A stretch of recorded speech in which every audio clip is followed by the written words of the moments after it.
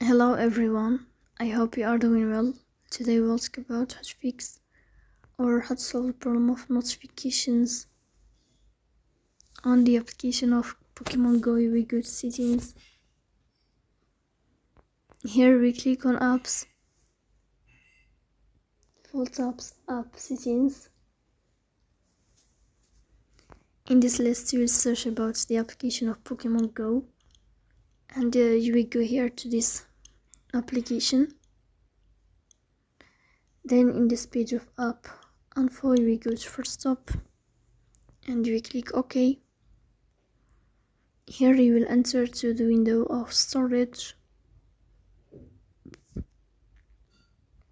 Here you will click on clear cache. In the end you will turn off your phone and you will restart your phone again to fix that problem. So that's all, don't forget to support us.